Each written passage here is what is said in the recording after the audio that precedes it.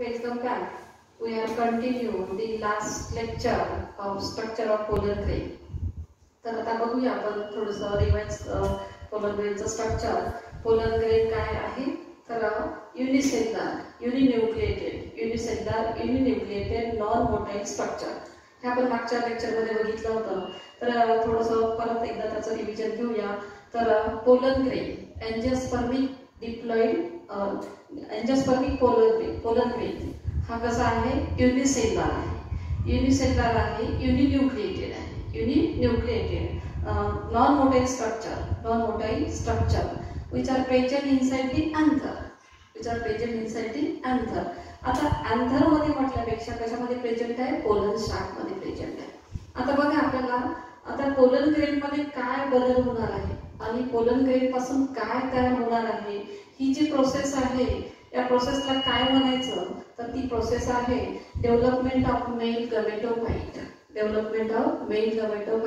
आता बघा आता तुम्हाला सगळ्यात महत्त्वाचं आहे की पोलन ग्रेन आपण आतापर्यंत बघितलेलं आहे. तर पोलन ग्रेन पासून काय तयार होणार आहे तर मेल गॅमेटोफाइट तयार होणार आहे. काय तयार होणार आहे मेल गॅमेटोफाइट.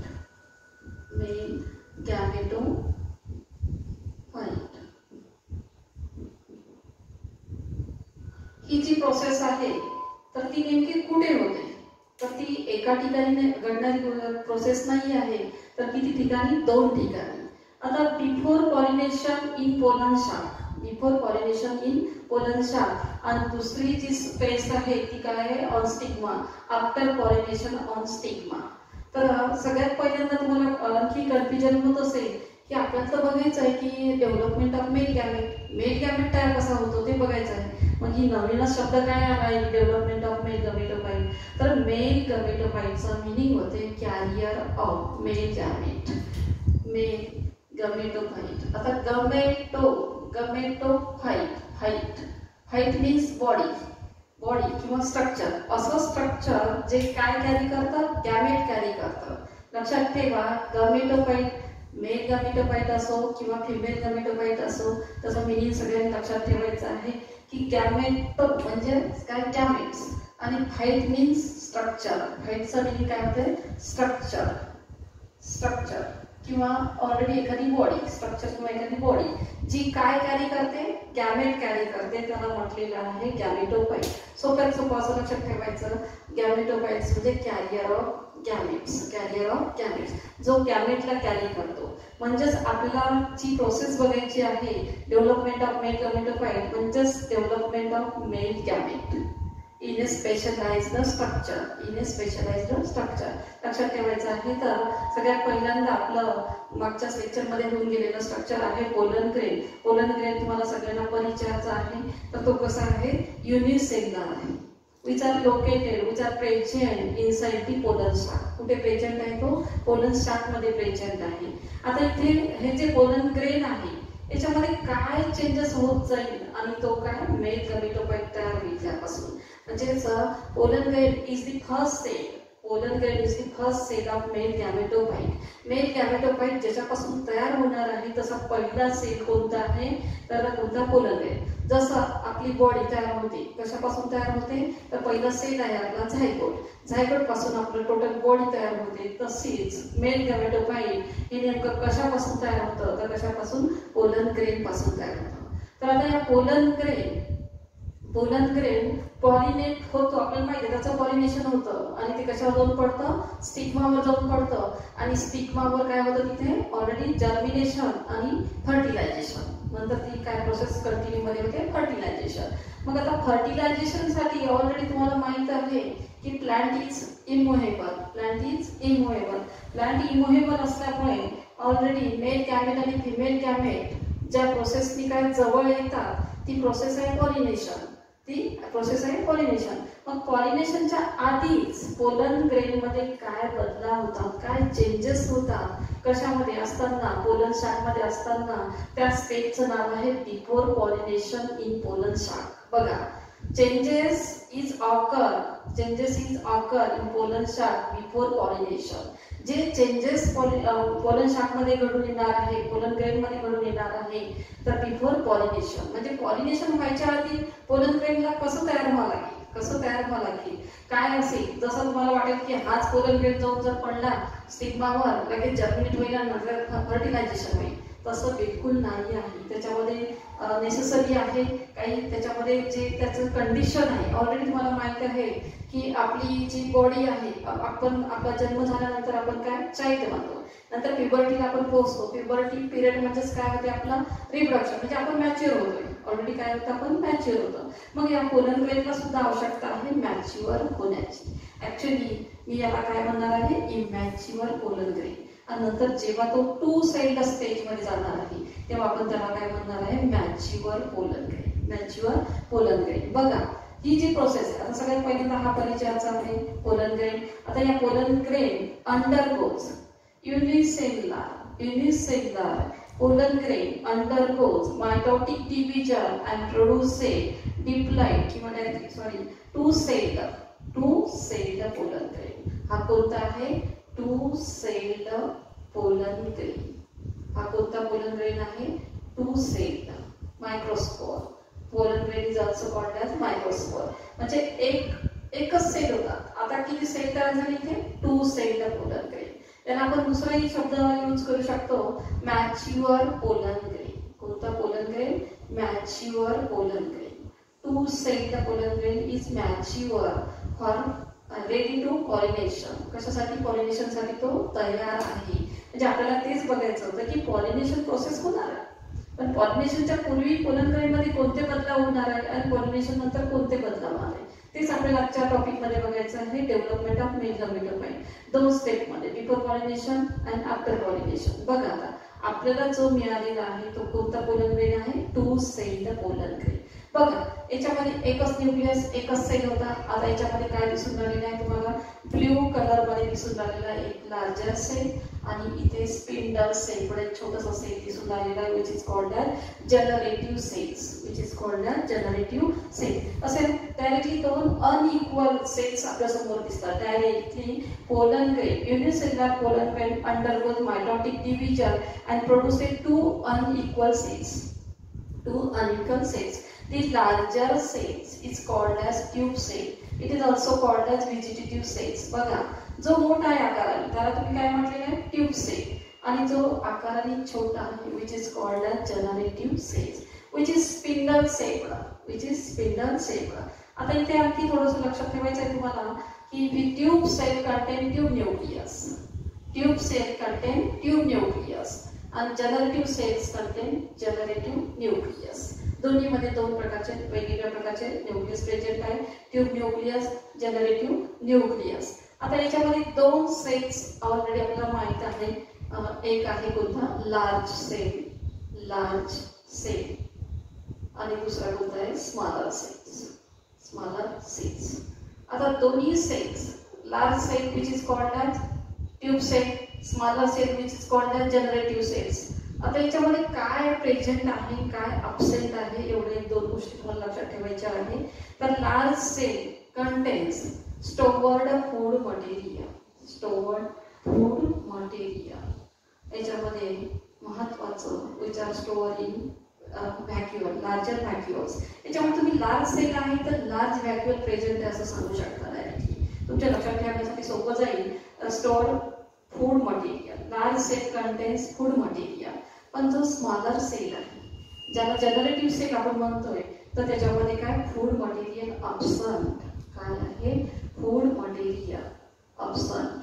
स्टोअर्ड फूड मटेरियल काय आहे, त्याच्यामध्ये अब्सेंट आहे आणि याच्यामध्ये स्टोअर्ड फूड मटेरियल प्रेझेंट आहे. लक्षात ठेवायचा महत्वाचा डिफरन्स आहे दोन्ही मधला. तर काय, large cell called as tube cell, also called as vegetative cells. It contains काय, लार्ज व्हॅक्युअल म्हणू शकता तुम्ही किंवा त्याला स्टोअर्ड फूड मटेरियल त्याच्यामध्ये प्रेझेंट आहे. आणि जो स्मॉलर सेल आहे, त्या स्मॉलर सेलचं काय काम असेल असं आपल्याला वाटतं कधी कधी. तर काय, स्मॉलर सेल काय मोस्ट इम्पॉर्टंट आहे, generative cells, because it produce male gamete. तो काय करणार आहे, काय प्रोड्यूस करणार आहे, मेल गॅमेट प्रोड्यूस करणार आहे. तर इथे आता आपली 2-celled पोलन ग्रेन्स ही जी स्टेप आहे ती आता आपली कंप्लीट झालेली आहे. आणि this process mitotic division is occur inside the pollen start. कशामध्ये घडून राहिली ही सगळी प्रोसेस? पोलन स्टार्ट मध्ये घडून राहिलेली आहे. लक्षात ठेवा. परत तर unicellular pollen grain undergoes mitotic division and produces two unequal sized cells, larger size and smaller size. Larger size is called as tube cell or vegetative cell, and the smaller size is called as generative cells. Large cells contain stored food material.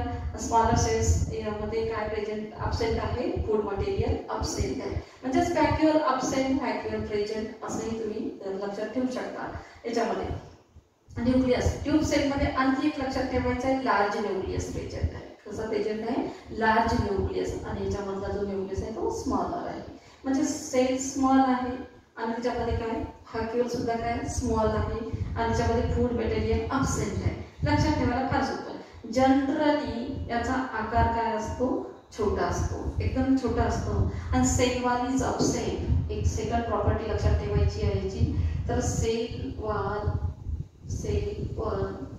Is absent. याच्यामध्ये सगळ्यात महत्त्वाची property आहे cell wall absent. कशामध्ये? Generative cells which are present नाही म्हणता येईल, which are floated in common cytoplasm. बघा आता याच्यामध्ये जो व्हेजिटेटिव्ह सेल आहे या सेलला सेल वालेली आहे, सायटोप्लाझम आहे, न्यूक्लियस आहे. आणि हा जनरेटिव्ह सेल्स आपण इथे फ्लोटिंग स्ट्रक्चर मध्ये दाखवलेला आहे, फ्लोट मध्ये दाखवलेला आहे. तो सेल्स कसा आहे? एकदम छोटाही आहे आणि तो फ्लोट करतो. कशावर फ्लोट करतो? Common cytoplasm of vegetative cells किंवा ट्यूब सेलचा जो कॉमन सायटोप्लाझम आहे या दोन्ही मध्ये सायटोप्लाझम एकच आहे, फक्त सेल वेगवेगळे आहे. हा सेल कोणता? जनरेटिव्ह, हा व्हेजिटेटिव्ह सेल्स आहे. तर इथे हे दोन महत्त्वाचा डिफरन्स याच्यामध्ये लक्षात ठेवायचे आहे. याच्यामध्ये सेल वॉल प्रेझेंट, याच्यामध्ये सेल वॉल absent आहे. याच्यामध्ये सेल वॉल प्रेझेंट आहे. सेल वॉल प्रेझेंट, याच्यामध्ये cell wall absent, cell wall present आहे. आता टू सेल पोलन ग्रेनचा डिटेल्स मध्ये आपण बघितलेलं आहे ऑलरेडी. आता तो काय कशासाठी तयार झालेला आहे? पॉलिनेशनसाठी. It is ready to pollination. बघा पण बऱ्याच 60% अँजिओस्पर्म मध्ये ही प्रोसेस अशीच घडते की लगेच जसा मॅच्युअर झाला की लगेच अँथर काय होतो? तुटतो. अँथर वॉल काय होते? ब्रेक होते आणि तो लगेच जाऊन कशावर डिपॉझिट होतो? स्टिग्मावर.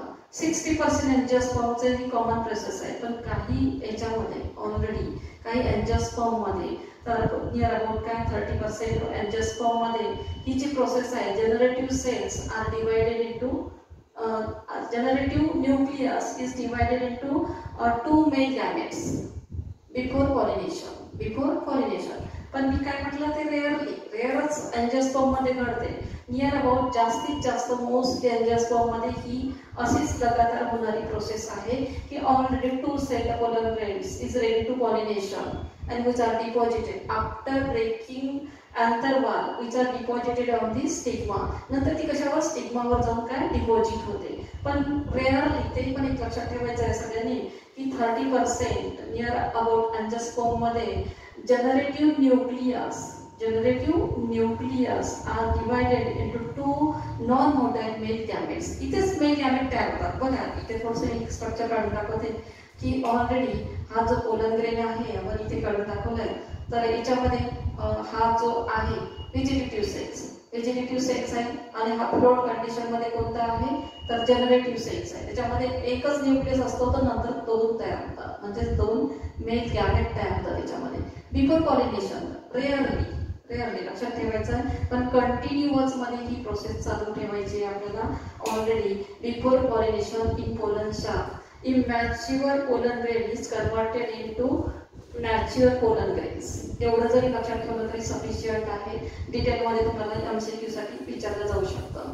तर आता बघायचं आहे आपल्याला बिफोर पॉलिनेशन काय काय घडलं ते एकदा होऊ द्या. तर before pollination in pollen start immature किंवा single celled pollen grain undergoes mitotic division and produces two celled pollen grains. And these pollen grains are ready to pollination. बघा आता ही प्रोसेस आपली इथे कंप्लीट झालेली आहे already. Before pollination in pollen shafts. आता after pollination on stigma after pollination on stigma. After pollination स्टिग्मावर आता हे जो पोलन ग्रेन आहे तुम्हाला माहितच आहे ऑलरेडी. तर हा पोलन ग्रेन कशावर जाऊन डिपॉझिट होणार आहे? स्टिग्मावर. हे मी स्टिग्माचं स्ट्रक्चर दाखवते आहे. Stigma. These pollen grains are deposited on stigma. Stigma नंतर स्टाईल आणि ओरी सगळ्यांना माहितच आहे ऑलरेडी. ओरी. आता these pollen grains, these two-celled pollen grains are transferred on the stigma. Transferred on the stigma. हा कशावर जाऊन पडला का? स्टिग्मावर जाऊन पडलेला. two-celled स्ट्रक्चर आहे. कसं आहे? two-celled structure pollen grains. These pollen grains are deposited on the stigma. आता स्टिग्मावर जाऊन पडल्यानंतर काय होणार आहे? After pollination. पॉलिनेशन म्हणजे पॉलिनेशन झालं ऑलरेडी. बिफोर पॉलिनेशन काय घडलं ते माहिती आहे. पॉलिनेशन नंतर काय झालं? हा द पोलन ग्रेन कुठे डिपॉझिट झाला? तर ऑन दी स्टिग्मा. स्टिग्मावर डिपॉझिट. काय चेंजेस होणार आहे त्याच्यामध्ये? हा जो पोलन ग्रेन आहे त्याच्यामध्ये काय बदलाव होणार आहे? After deposition on the stigma, stigma secrete sticky substance. कोणता सबस्टन्स? तर ऍक्च्युअली हा जो स्टिग्मा आहे स्टिकी असतो आणि तो काय? Sugary substance. शुगरी सबस्टन्स किंवा तुम्ही त्याला शुगरी सबस्टन्स असं म्हणूया आपण. Sugary substance. तो काय सिक्रेट करतो? Sugary substance. बघा ऑलरेडी पोलन ग्रेन याच्यावर जाऊन पडलाय. पोलन ग्रेन जाऊन पडल्याबरोबर त्यांनी तो जो त्याचा स्टिम्युलेशन त्याचा धक्का यायला लागला कशाला? स्टिग्माला. लगेच स्टिग्माने काय सिक्रेट केलं? Sugary substance. It secrete stigma secrete sugary substance and this substance absorb by pollen grain. हे सगळं सबस्टन्स कोणी पिऊन टाकला? कोणी ऍब्सॉर्ब करून टाकला? Pollen grain. बघा इथे समोरच्या डायग्राम मध्ये लक्ष द्या. तर तो कोणी ऍब्सॉर्ब करून टाकला? Pollen grain. मग पोलन ग्रेननी जेव्हा तो ऍब्सॉर्ब केला, आता तुम्ही विचार करा सगळ्यांनी की हा जो पहिला ऑलरेडी याच्यामध्ये काय होता? सायटोप्लाझम. या पोलन ग्रेनमध्ये काय होतं? सायटोप्लाझम. आणि त्यांनी काय केलं? परत त्यांनी काय केलं? शुगरी सबस्टन्स ऍब्सॉर्ब केला. ऍब्सॉर्ब केल्यानंतर ऑलरेडी याच्यामध्ये क्वांटिटी वाढली. कशाची? या शुगरी सबस्टन्सची.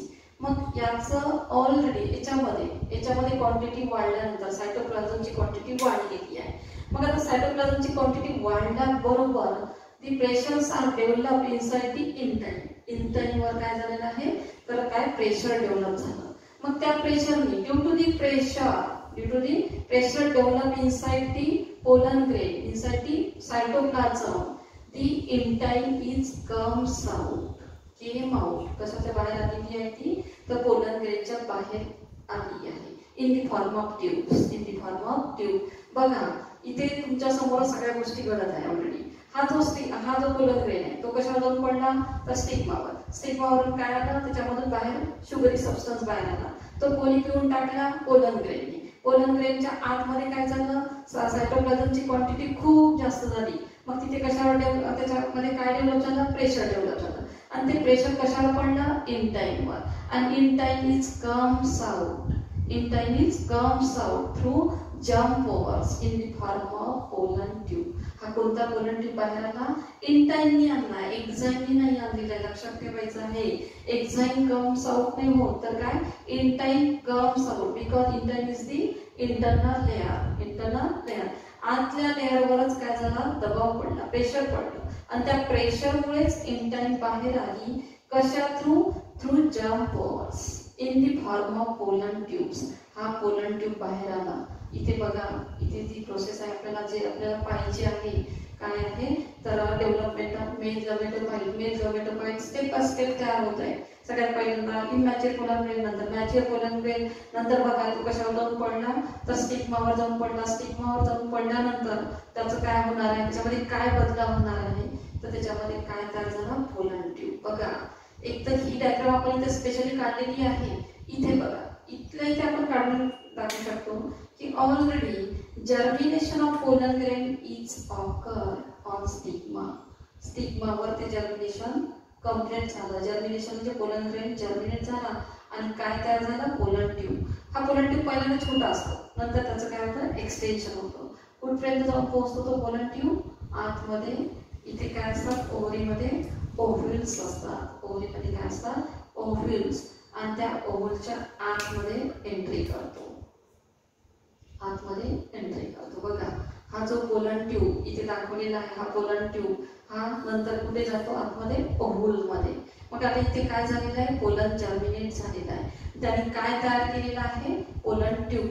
आता मी म्हटलं इथे की already after deposition of pollen grain to set the pollen grain on the stigma secretes sugary substance. This substance absorbed by pollen grain and the quantity of cytoplasm are increased, and so hydrostatic pressure is developed inside the pollen grain, and this pressure acts on intine, and intine comes out through germ pores and produce a pollen tube. काय produce झाले ते छोटा pollen tube तयार झाला. बघा आपल्या समोर काय आहे व्हेजिटेटिव्ह न्यूक्लियस आहे.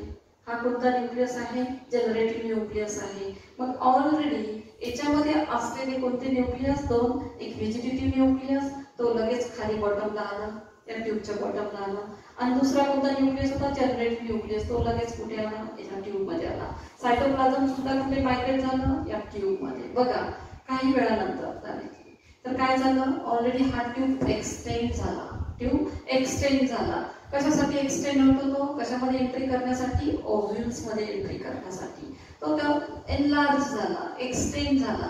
नंतर मग काय चेंजेस त्याच्यामध्ये झाले, ती generative nucleus undergoes second mitotic division. हे कोणतं डिव्हिजन होतं फर्स्ट मायटोटिक डिव्हिजन. इथे कोणतं डिव्हिजन आहे second mitotic division, and produce 2 haploid non motile female gametes. आपल्याला जे पाहिजे होतं ते इथे आता आपल्याला मिळालेलं आहे. ऑलरेडी हॅप्लॉइड का म्हटलं, कोणतेही गॅमेट कोणत्या कंडिशन मध्ये असतं हॅप्लॉइड कंडिशन मध्ये. नॉन मोटाईल का बरं म्हटलं, त्यांची मूवमेंट नसते म्हणून त्याला आपण काय म्हटलं नॉन मोटाईल. मेल गॅमेट आपल्याला ऍक्च्युअली काय पाहिजे होतं मेल गॅमेट. आपला एम काय होता की हा पॉइंट शिकण्याचा एमच काय होता, अँड्रोशियम शिकण्याचा एम काय होता की male gamete, male sex cell कसा तयार होईल प्लांट मध्ये एंजिओस्पर्म मध्ये. तर ते कोणत्या फॉर्म मध्ये झालेलं आहे हॅप्लॉइड कंडिशन मध्ये. नॉन मोटाईल आहे, नॉन मुव्हेबल आहे, मेल गॅमेट इथे तयार झालेला आहे. बघा इथे थोडंसं लक्षात द्या. आणि जो व्हेजिटेटिव्ह न्यूक्लियस आपल्या इथे होता याच्यामध्ये होता तो कुठे मायग्रेट झाला एकदम बॉटमला. कुठे बॉटमला. त्याला आपण काय म्हटलं degenerative tube cell, tube nucleus म्हणायचे, ट्यूब न्यूक्लियस. लक्षात ठेवा इथे डिजनरेटिव्ह ट्यूब न्यूक्लियस कुठे शिफ्ट झालेला आहे पोलन ट्यूब मध्ये शिफ्ट झालेला आहे.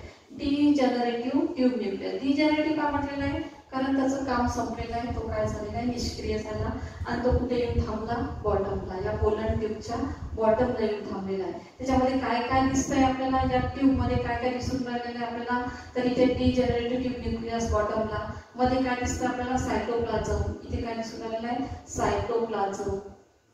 सायटोप्लाझम नंतर आपल्याला काय दिसतं त्याच्यावर haploid non motile male gametes त्याच्यामध्ये दिसतात, आणि वर पोलन ग्रेनचं स्ट्रक्चर दिसतंय. म्हणजे कंबाइनली कॉल्ड मेल गॅमेटोफाइट. बघा what is male gametophyte? a structure which consists of pollen grain, pollen tube, cytoplasm, haploid non-motile male gametes, and degenerative tube nucleus combinedly called as male gametophyte. बघा लक्षात ठेवा सगळ्यांनी की what is mail gamete. काय असतं mail gametophyte? आपण म्हणतो carrier of the male gamete, carrier of the male gamete. जो काय करतो मेल गॅमेट कॅरी करतो, मेल सेक्स सेल कॅरी करतो, पण त्याच्यासोबत आणखी काय त्या बॉडीमध्ये, त्या मेल गॅमेटोफाइटच्या बॉडीमध्ये काय आहे आपण सुरुवातीला सांगितलं होतं. Fight means structure or body.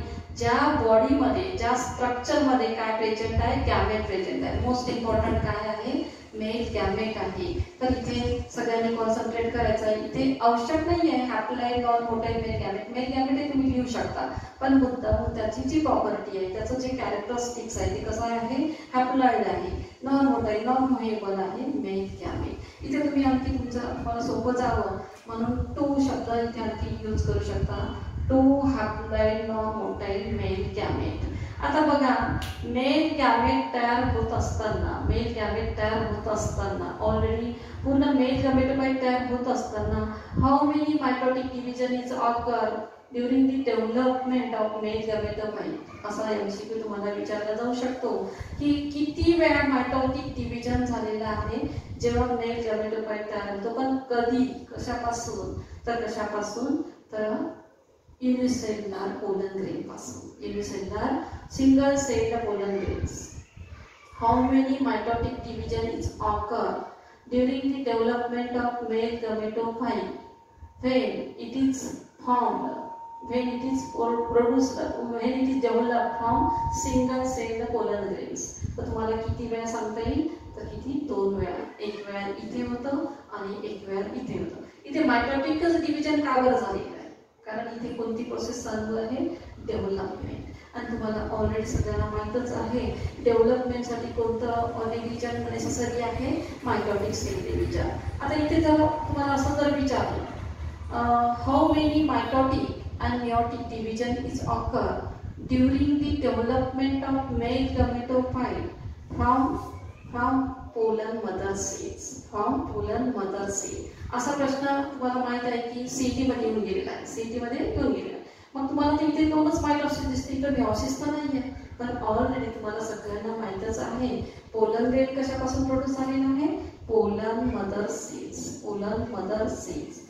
Mother cells पासून ऑलरेडी पोलन ग्रेन तयार झाला. मग पोलन मदर सेल्स कोणत्या कंडिशन मध्ये असते, डिप्लॉइड कंडिशन. कोणत्या कंडिशन मध्ये असतात, डिप्लॉइड कंडिशन. मग pollen mother cell undergoes meiotic division. कोणतं डिव्हिजन म्हणलं आहे, meiosis division and produce a haploid pollen grains, 4 tetrad of pollen grains. 4 pollen grain भेटले ते आपल्याला. मग ते 4 मधला एक आपण इथे काढून दाखवलेला आहे, बाकी एक काढला म्हणजे एकच आहे का, नाही. तर इथे ऑलरेडी 4. मग आता तुम्हाला मी जो प्रश्न विचारलेला आहे की how many mitotic and meiotic division is occur during the development of male gametophyte when it is developed from pollen mother cell, असा प्रश्न होता.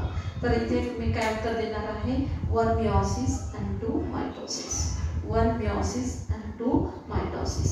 तर इथे आपली दोन स्टेप मध्ये ही प्रोसेस कंप्लीट झाली. बिफोर पॉलिनेशन इन पोलन शाक, आफ्टर पॉलिनेशन ऑन स्टिग्मा. तर तुम्हाला स्टेट बोर्ड मध्ये जर प्रश्न विचारला स्टेट 3 मार्कासाठी राईट किंवा एक्सप्लेन डेव्हलपमेंट ऑफ मेल गॅमेटोफाइट, तुम्हाला ह्या 4 डायग्राम काढावे लागतील आणि त्याचे कम से कम याचे 4 पॉइंट्स आणि याचे 4 पॉइंट्स तुम्हाला द्यावे लागतील. आता तुम्ही काय देणार आहे, before pollination in pollen sacs. आता बिफोर पॉलिनेशन मध्ये सगळ्यात पहिल्यांदा single cell unicellular pollen grains undergoes mitotic division and produces 2-celled pollen grains. 2-celled pollen grains. आता 2-celled म्हटलं की ऑलरेडी 2 सेल्स भेटणार. The 2 unequal cells is tube cell and generative cells. Tube cell is large sized which contains stored food material and large nucleus. Generative cells is a smaller sized spindle cell, which are floated in the common cytoplasm of the tube cells and contains smaller nucleus, which is specially responsible for the producing of male gamete. याच्यापासून काय बनणार आहे, mail gamete बनणार आहे. तर already एवढं steps, the 2-celled pollen grains is ready to pollination. बस एवढे 4 ते 5 पॉइंट तुम्हाला इथे द्यावे लागतील. आणि नंतर जेव्हा पॉलिनेशन झालं त्यानंतर after pollination pollen grains are deposited on the stigma. Stigma secretes sugary substance and this substance absorbs pollen grain, and due to this hydrostatic pressure develops inside the cytoplasm and this pressure affects on intine. Intine comes out through germ pores. Germ pores पासून काय बाहेर येते and produce a tube, pollen tube. Pollen tube is enlarged. All material contain pollen grains like a generative nucleus, tube nucleus are migrated towards the pollen tube. At the bottom of the tube, the generative nucleus, cytoplasm and 2 haploid non-motile male gametes are present. Male gametophyte ची definition जर तुम्हाला द्यायची असेल a structure which contains tube nucleus, cytoplasm, 2 haploid non-motile male gametes and pollen grains called as male gametophyte. तर एवढा part आपला complete झाला. इथे आपण थांबूया.